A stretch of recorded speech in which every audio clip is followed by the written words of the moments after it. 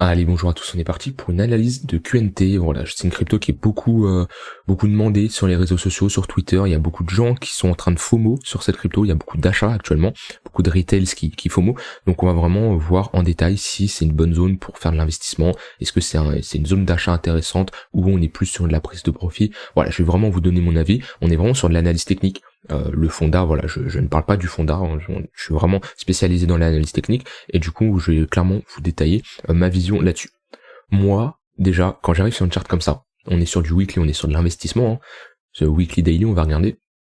Quand j'arrive sur une charte comme ça, je ne me positionne pas. Le signal, c'est trop tard. Si on prend le bottom, on est sur un x4, on n'achète pas une crypto après qu'elle ait fait un x4.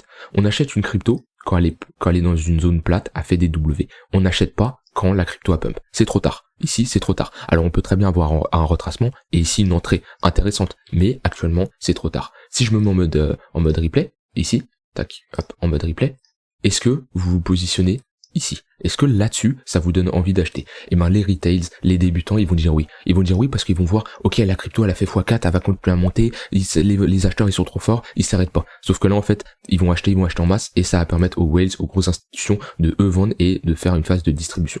Et ben là, c'est la même chose. Alors, ça se trouve, on va continuer à aller plus haut. Je n'ai pas de boule de cristal. Il faut différencier, faut faire la différence entre avoir raison et trouver une zone intéressante pour se placer. Moi, je ne cherche pas à avoir raison. Ça, je ne sais pas où va aller le marché, s'il va descendre vers le bas ou vers le haut, je n'en sais rien. S'il descend vers le bas, tant mieux, je pourrais me positionner. S'il monte vers le haut, eh ben tant pis, je passe à autre chose. Il y en a plein d'autres des cryptos, c'est pas grave. Ça sert à rien de se concentrer que sur une crypto. Donc, le but, c'est vraiment de trouver un point of interest, un point d'entrée intéressant. Mais ici, on n'est pas sur une zone pour faire de l'achat spot, tout simplement parce qu'on a déjà trop pump. On attend un retracement pour se positionner. Si vous voulez un signal, il y en avait un ici. On avait un petit W weekly ici. Si je me place en daily, ça va être plus visible. On va avoir notre ligne de coup qui est ici. Hop, on va se mettre en daily. Voilà. Ici, on a notre W. Qu'est-ce que ça signifie? On est dans une tendance baissière. On fait des creux et des sommets de plus en plus bas. Qu'est-ce qui inverse une tendance baissière? C'est tout simplement un W. Ça nous indique qu'on repart en tendance haussière avec des creux et des sommets de plus en plus haut. Donc là, on avait un signal. Ça, c'était notre premier signal qui était potentiel. Un W weekly. Si vous avez raté le premier signal, on avait un deuxième signal potentiel ici. Un peu tard, mais il peut encore se prendre. Parce qu'ici, on fait un gros W weekly. Peut-être même monthly. Non, un W weekly. Donc le fait de faire un creux, un sommet, un creux et un sommet plus haut que le précédent. Donc ici, on avait un signal à la cassure de ce W. Maintenant, c'est beaucoup trop tard. Donc si vous voulez vous placer, on peut placer notre Fibonacci et revenir chercher une zone intéressante dans nos zones de rechargement longues, entre les 0,118 et les 0,786.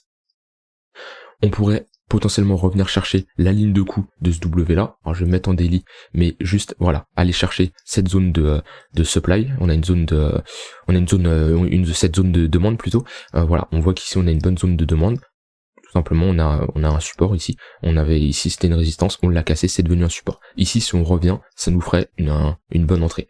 Et ça nous permettrait d'optimiser notre entrée, parce qu'on pourrait, à partir de ce point d'entrée, si on revient là où prix on est sur un x80, plus 80%, donc presque un x2, et on serait sur un moins 44% si on y va.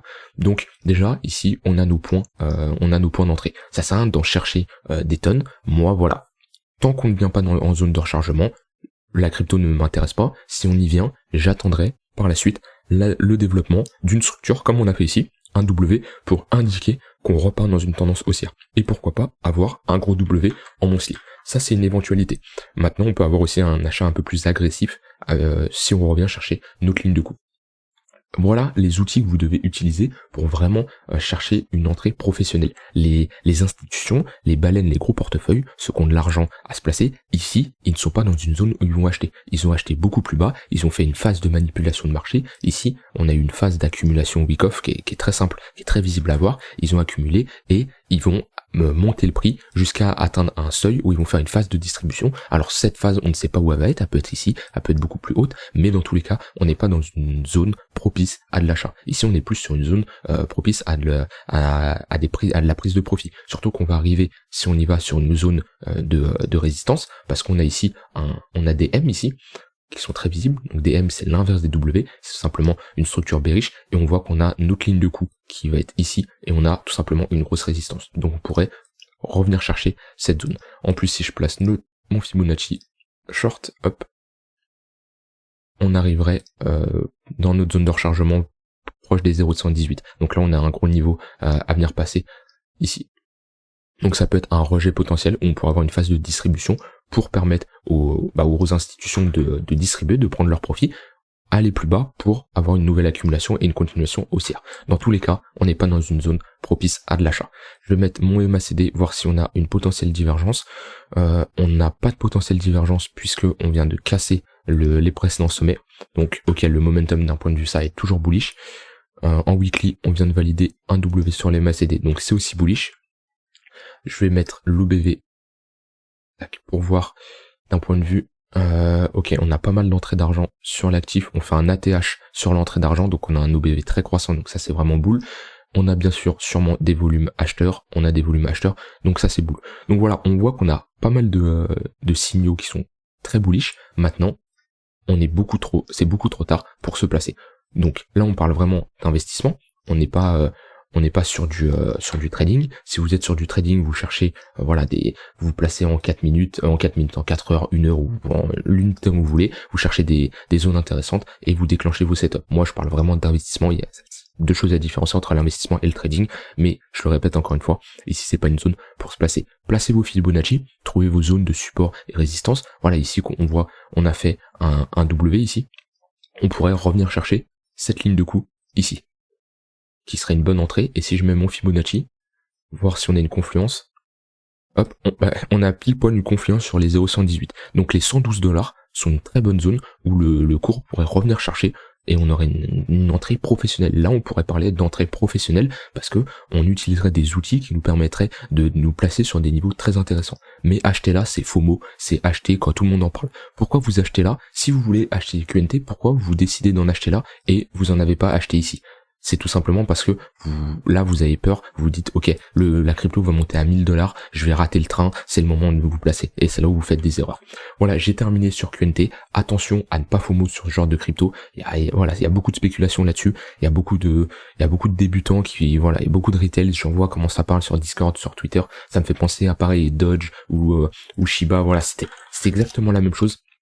C'est exactement la même chose, on peut être très bien ici ou ici, voilà, donc surveillez ça, et voilà, j'ai tout dit. S'il y a des choses que vous n'avez pas compris ou vous voulez me partager tout simplement votre analyse, n'hésitez pas à me partager votre point de vue. Vous pouvez ne pas être d'accord avec moi je vous partage juste mon point de vue, mais en tout cas, je sais que j'ai une très bonne approche d'un point de vue localisation, où me placer, et je sais qu'ici on n'est pas propice à de l'achat. Voilà, j'ai terminé avec cette vidéo. Partagez-moi votre avis en commentaire, rejoignez le Discord si vous voulez échanger, et on se retrouve demain pour une prochaine vidéo. Bye bye.